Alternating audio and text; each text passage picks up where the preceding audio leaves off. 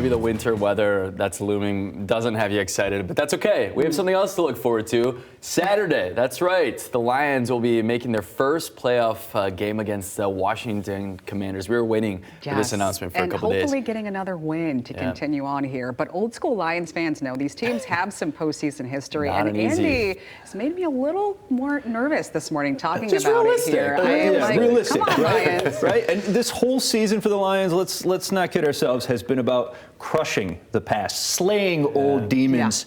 And we have another opportunity to do just that with our next matchup against Washington. Now, for people who don't know, there is a little bit of a history between these two teams, enough to fill a book, you could say. And for us Lions fans, unfortunately, that reads more like a horror story.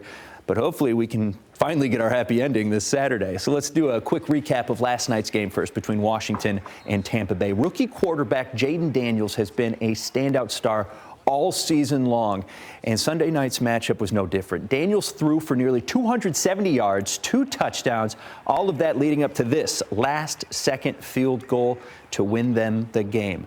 So that was last night. Let's go back a little bit farther, taking a look at that history that I had mentioned between the two franchises. The Lions and Washington have met 3 times in the playoffs so far, with, unfortunately, Washington winning all 3 of those games. Now, the first one was a wild card matchup in 1982 when Washington beat the Lions 31-7.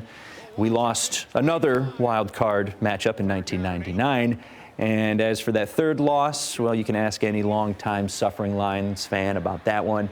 In the NFC Championship in 1991. If you were there watching it, you remember we were led by legendary running back Barry Sanders back then. And while we were considered underdogs, there was a lot of hype surrounding the team following their upset win over Dallas the week before. But the Lions got pummeled on the road, losing by more than 30 points. Now, of course, these are two different teams now, and a lot has changed since then.